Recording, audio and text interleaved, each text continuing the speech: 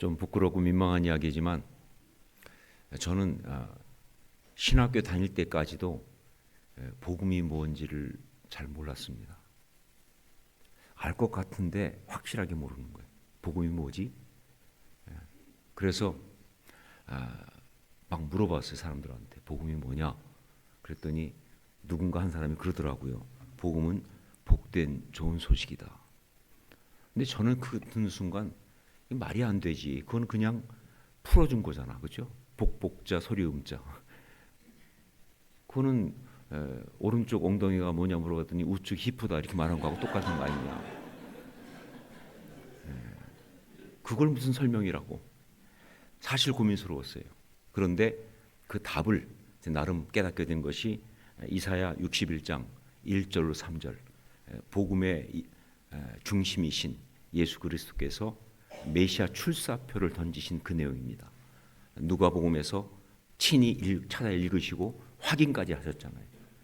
오늘날 이 글이 너에게 응했다라고. 근데 그 이사야 61장 1절 3절 보니까 복음은 회복이었습니다. 그 내용은 회복의 이야기예요. 복음은 회복이다. 너무 강렬했어요, 저한테. 복음은 회복이다. 자, 그러면 복음은 회복이다. 그렇다고 한다면 그 회복이란 구체적으로 어떤 내용이냐, 무엇이 회복되는 것이냐. 우선 기본적으로 관계 회복이죠. 하나님과의 관계가 회복되는. 그래서 복음 가운데 구원받은 사람은 하나님을 이제 아버지라 부를 수 있는 하나님과의 관계 회복 뿐만 아니라 그 관계 회복을 통해서 사람과의 관계 회복, 이 모든 관계가 회복되는 것, 이게 바로 복음이다 라고 하는 것 분명합니다. 자, 그런데 관계가 회복되는 것만 다냐? 그렇지 않고 그 다음에 또 하나 중요한 것이 있는데 그건 바로 뭐냐? 그 복음 가운데 구원받은 사람의 삶의 내용이 회복되는 것이다. 그 삶의 어떤 그런 그 모습, 살아가는 이야기가 달라지는 것이다. 그게 바로 또한 복음의 회복이다. 특별히 어떤 것이냐? 무엇을 위해 살아가는가? 다른 식으로 말하면 무엇을 증거하며 살아가는가? 이 manifesting이라고 하는 이 단어를 제가 YM에서 있으면서 들었을 때 충격이었어요. 너무 중요한 단어인데 몰랐거든요. 그러니까 manifesting God, 하나님을 증거하는 삶. 이게 복음으로 회복된 사람의 이야기예요. 고라사 지방의 귀신 들린 자 이야기가 누가복음 8장에 나오는데 우리는 그 고라사 지방의 귀신 들린 사람 이야기 누가복음 8장에 나오는 걸 보면 다 무슨 생각부터 합니까? 돼지만 생각한다는 거죠. 돼지 2,000마리가 한꺼번에 때려 죽은 이야기. 근데 여러분 그 이야기의 진짜 중요한 포인트는 돼지가 아니에요. 그 이야기의 정말 중요한 포인트는 뭐냐면 그 사람이 그 전까지는 예수님 만나서 구원받기 전까지는 귀신을 매니페스팅 했어요. 그래서 무덤가에서 막 그냥 소리 지르고 사람들이 그 사람만 보면 와, 저 사람 귀신 무서워. 어마어마한 귀신이 들렸어. 보통 무서운 귀신이 아니야. 자기도 모르게 그 삶이 귀신을 매니페스팅하는 그런 삶이었는데 그런데 예수님께서 그를 구원하시고 그에게 귀신을 쫓아주신 다음에 이 사람이 예수님 따라가려고 했을 때 예수님께서 하신 말씀이 뭐예요? 누가복음 8장 39절 보니까 집으로 돌아가 하나님이 내게 어떻게 큰 일을 행하셨는지를 말하라 하시니 그가 가서 예수께서 자기에게 어떻게 큰 일을 행하셨는지를 온 성내에 전파하니라. 매니페스팅이 달라진 거예요. 그 전까지 이 사람은 귀신을 증거하는, 죄를 증거하는, 악함을 증거하는 그런 사람이었는데 이제부터 이 사람은 뭐예요? 하나님을 증거하는, 예수 그리스도를 증거하는, 그 증거하는 이야기가 달라진 것이 바로 그게 회복이다. 참 많은 사람들은 이렇게 우리가 살아가는 이유가, 특히 구원받은 우리가 살아가는 이유가 하나님을 증거하는 매니페스팅이라고, 매니페스팅 갓이라고 알고 있고 또 분명한데 그 부분을 이야기하면서 많은 사람들은 다 또 이렇게 생각합니다. 삶으로 증거해야 한다라고. 예, 맞는 이야기죠. 삶으로 증거해야 합니다. 특별히 산상수훈 가운데 소금과 빛의 비유에서도 예수님께서 말씀하셨잖아요. 이와 같이 너희 빛을 사람 앞에 비추게 하여 저희로 너희의 착한 행실을 보고 하늘에 계신 너희 아버지께 영광을 돌리게 하라. 예, 그 착한 행실, 삶으로 증거하는 거 맞습니다. 그러나 여기서 우리가 놓쳐서는 안 되는 게 이게 절대로 말이 아닌 행동으로 삶으로 증거해야 한다. 그 뜻은 아니라는 거예요. 이게 절대로 말이 아닌 삶으로 행동으로 증거해야 한다. 그 뜻은 아니다. 여러분 여전히 지금도 성경 전체에 하나님을 증거하는데 가장 많이 사용되는 것은 언어입니다. 말입니다. 예, 말로 하나님을 증거하는 거예요. 예, 선지자들도 그랬고요. 예수님도 그러셨고요. 사도들도 그랬고요. 예, 케르그마, 디다케 다 말이잖아요. 예, 그러니까 말과 행동이 일치하지 않는 그 심한 불균형 때문에 그래서 말이 아닌 행동으로라는 이야기가 나왔지 원래는 그게 아니에요. 말로 증거해야 되는 거예요. 예, 분명한 건 이것입니다. 우리가 복음으로 거듭난 사람이고 그리고 정말 하나님의 사람이라면 우리의 언어로 분명하게 하나님을 증거해야 한다는 거예요. 제가 대학 다닐 때 철학과를 다녔습니다. 근데 우리 민경진 교수님도 그때 같이 공부했지만 그런데 그때 이제 복학하고 나서 신학교 가겠다고 할 때 너무 이제 뜨거워져 가지고 철학과가 재미가 없어졌어요. 그래가지고 이제 신과대학 가서 강의 들었어요. 근데 그때 그 신과대는 연대 신과대는 뭐 혹시 거기 출신 있으면 용서하세요. 정말 소망이 없었어요. 그러니까 거기 있는 아이들은 믿음이 없어 한마디로. 그래서 강의 시간 들어가면요 교수님이 앞에 있으면 애들은 다 저 뒤에 벽에 붙어 있어요. 한 명도 앞에 오는 애들이 없어요. 다만 우리 은혜파 철학과에서 가는 은혜파 저희 그리고 저희를 따라온 민경진 교수 후배니까 만 앞에 앉아. 교수님이 적응이 안 되는 거예요. 앞에 열심히 막 들으면서 아멘 아멘 이러니까 교수님이 적응이 안 돼가지고 어쩔 줄 모르시는 거예요. 그때 우리가 그 교수님의 침을 무수히 맞으면서 인물은 망가졌지만 영성은 키워진. 참 굉장히 사실은 연대 신과대학가 굉장히 리버럴하거든요. 하지만 우리는 상관이 없어요. 무슨 독을 마실지라도 해를 받지 아니하며. 우리는 뭐 하나님 얘기하는 자체가 너무 좋은 거예요. 근데 그때 그 왔던 교수님 중에서 이 밖에서 목사님들이 오셨는데 그 중에 김호철 목사님이라는 분이 있었어요. 향린교회 담임하셨고 예담교회를 개척해서 하셨던 기장 측 목사님이시죠. 굉장히 재밌으세요. 근데 그분이 한번 그런 얘기 하더라고요. 너희는 정말 잘 잡은 거다. 이 목사가 된다는 건 정말 잘한 거다. 왜냐하면 목사는 어디 가든지 다른 장비가 필요 없다는 거예요. 그냥 입만 갖고 다니면 돼요. 다른 비즈니스 하려면 뭐가 설비가 있어야 되잖아요. 그렇죠? 근데 우리는 그냥 입만 갖고 다니면 장사를 할 수 있다는 거예요.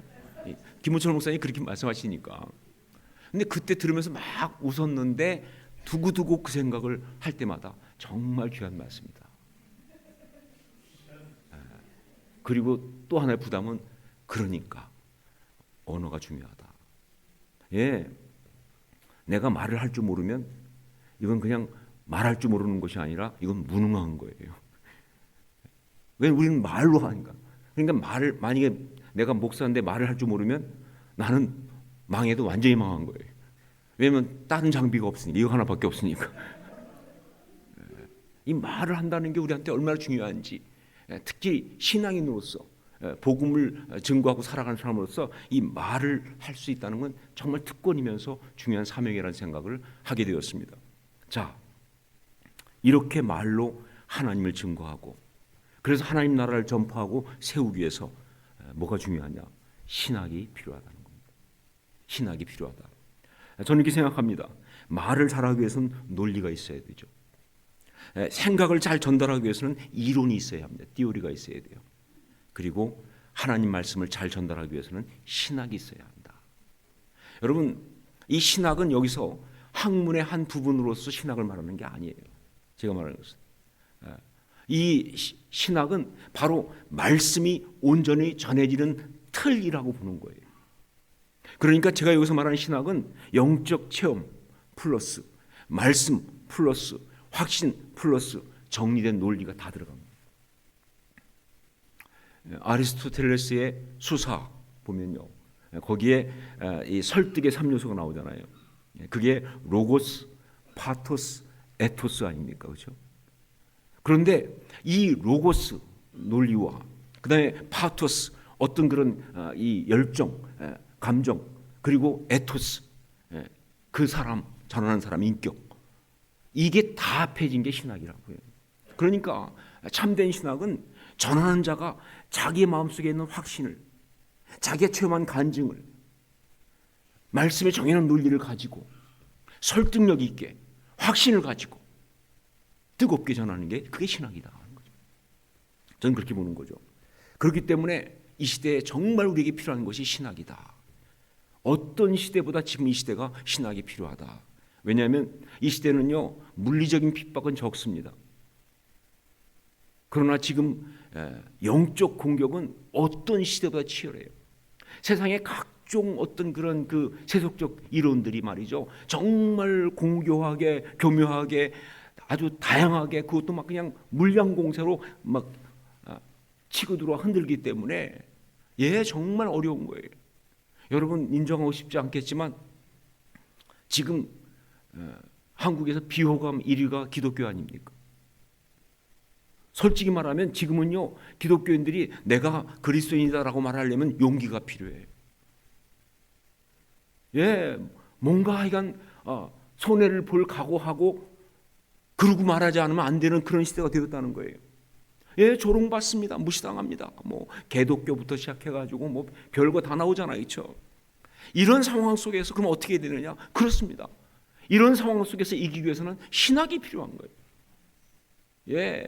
어떤 상황에서 흔들리지 않고 주상같이 말할 수 있는 신학이 필요한 거예요. 이게 정말 중요한 시대가 되었다. 바로 그 놀라운 아름다운 신학의 이야기를 보여주는 이야기가 사도행전 4장에 나오는 오늘 우리가 읽은 이 말씀입니다. 통쾌한 이야기. 베드로와 요한이 성전 미문에 앉아서 구걸하던 걷지 못하는 사람을 갖다가 이렇게 세웠지 않습니까? 이것 때문에 문제가 돼가지고 잡히게 됐어요. 자, 그런데 이 두 촌사람을 다루기 위해서 뭐가 소집됐느냐? 산헤드린이 소집됐어요. 그 당시에 최고의 권세들이 다 모였습니다. 관리들과 장로들과 서기관들. 여기에다 성경은 더 정확하게 기록하기를 대제사장 안나스와 가야와 요한과 알렉산더와 및 대제사장의 문중이 다 참여해요. 이름부터 어렵잖아요, 얘들은. 이름부터가 뭔가 있어 보이지 않습니까? 그렇죠? 이런 자리 한복판에 서가지고 그렇게 막 차려입은 사람들 앞에서 그렇게 살기 등등한 권위를 가장한 그런 사람들 앞에서 입을 열어서 자기 말을 한다는 건 절대 쉽지 않아요. 그 분위기에 압도당하니까 정말 그게 쉽지 않아요. 저도 성지순례 가서 한번 그 정통 유대인들, 그러니까 주이시 오소독스를 만난 적이 있는데, 걔들은 눈부터 무섭더만요. 그냥 눈 많게 뜨고 막 갑자기 사바스 우리가 안식일날 자기네 마을 지나갔다고 그러는데 진짜 막 지금도 자다가 벌떡벌떡 일어날 정도로 살벌해요. 그런데 그런 그 사내들인 앞에서 베드로와 요한은요, 조금도 주눅들지 않고 담대하게 말했다 하는 게 이게 기적 같은 이야기죠. 3절 말씀 보면 13절 말씀 보니까 그들이 베드로와 요한이 담대하게 말함을 보고 어떻게 이럴 수 있었을까? 저는 확실히 말할 수 있습니다. 그들에겐 신학이 있으므로요. 신학이 있으므로. 베드로와 요한에 대해서 당대 최고 권력들이 놀란 것은 뭐냐? 그들이 학문이 없는 범인이었다는 거예요. 영어 표현 보니까 uneducated ordinary man이에요. 그때 uneducated라는 얘기는 진짜 educated와 거리가 먼 거예요. 에듀케이션의 혜택을 받지 못한, 그야말로 공부하지 못한 무식한 것들이에요. 그것도 부족해가지고 올디너리, 그냥 보통 사람이에요. 그런데 그들이 어떻게 이렇게 당당하게 담대하게 말할 수 있느냐? 이게 사내들인 사람도 이상한 거예요. 얘들이 왜 이러지 말이죠. 뭐 그러다가 그 사람들이 막 성령 충만해가지고 그때 자기가 무슨 말하는지 모르고 막 짓거리는 줄 아세요? 아니요, 그들은 정확하게 자기가 알고 있는 말이 무슨 얘기인지 알고 있어요. 그걸 설득력 있게 말합니다. 논리적으로 딱딱 맞아요. 그 안에 확신이 있습니다. 거기에 파워가 있어요. 수긍하지 않을 수가 없어요. 왜 그러냐? 그들은요, 자기가 체험한, 자기가 말하는 그 말을 체험한 사람들이고, 그리고 그 자기가 말하는 그 말에 생명을 건 사람들이니까. 이게 신학이죠. 이게 신학이죠. 신학은 지식이 아니고 지혜입니다. 그리고 지혜의 가장 중요한 요소는 참과 거짓을 나누는 것이고, 그리고 우선순위를 매길 줄 아는 거죠. 자, 사도행전 4장 보면 베드로와 요한이 바로 이걸 보여줍니다. 그들은 그야말로 지혜가 충만했습니다.